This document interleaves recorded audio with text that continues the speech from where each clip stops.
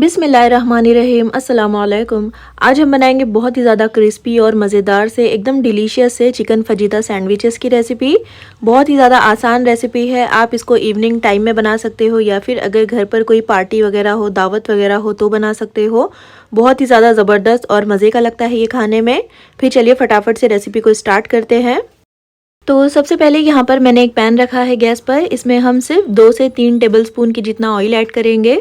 Oil बहुत ज़्यादा मत डालिएगा। ऑयल को अच्छे से गर्म करने के बाद हम इसमें 1 टेबलस्पून डालेंगे अदरक लहसुन का पेस्ट। लो फ्लेम पर हम अदरक लहसुन के पेस्ट को 2 से 3 मिनट तक फ्राई करेंगे जब तक कि इसकी कच्ची स्मेल ख़त्म नहीं हो जाती। उसके बाद हम इसमें 500 ग्राम के जितना बोनलेस चिकन ऐड करेंगे। तो चिकन को मैंने बिल्कुल छोटे छोटे से टुकड़ों में कट कर लिया है।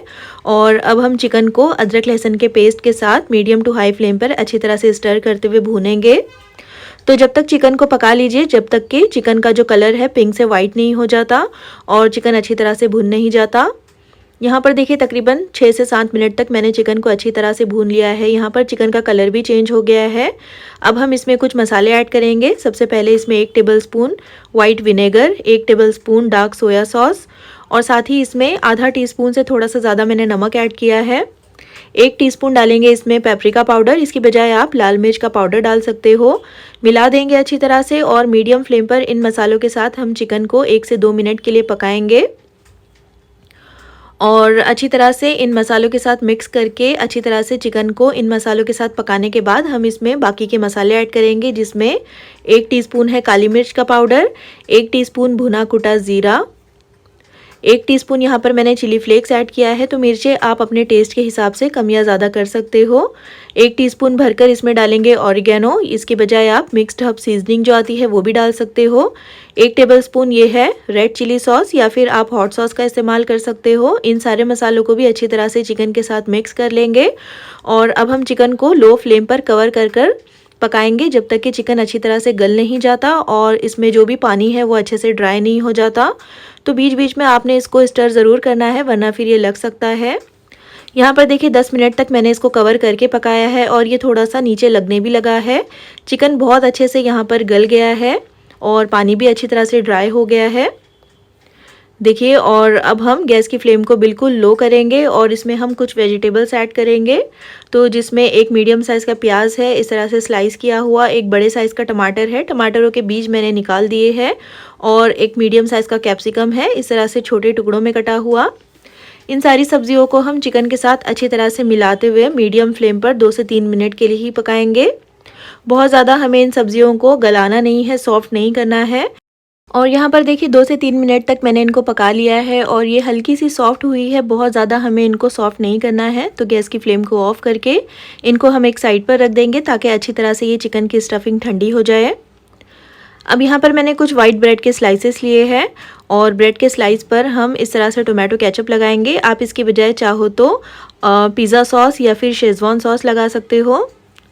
अच्छी तरह से सॉस को फैलाने के बाद ये चिकन की स्टफिंग भी काफ़ी अच्छे से ठंडी हो गई है। तो ये चिकन की स्टफिंग हम ब्रेड के ऊपर इस तरह से रखेंगे।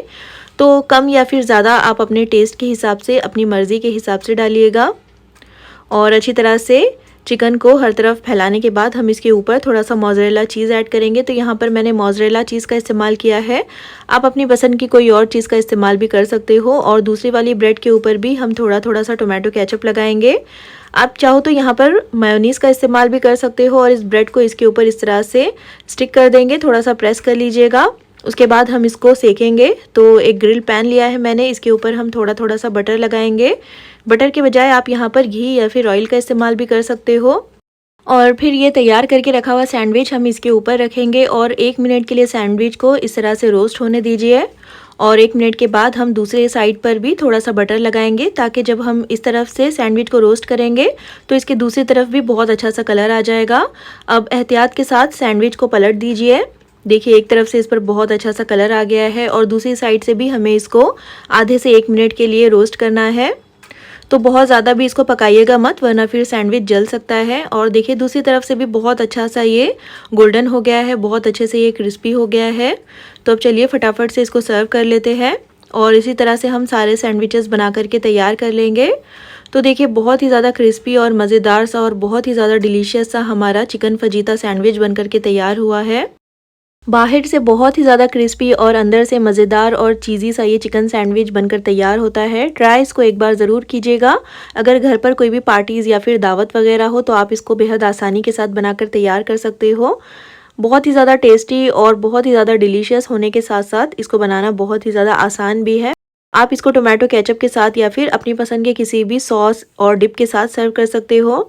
और अगर रेसिपी पसंद आई हो तो प्लीज़ इसको लाइक और चैनल को सब्सक्राइब करना बिल्कुल भी मत भूलिएगा। फिर इंशाल्लाह मिलते हैं नेक्स्ट वीडियो में एक और बहुत ही ज़्यादा अच्छी सी रेसिपी के साथ। तब तक के लिए अल्लाह हाफ़िज़।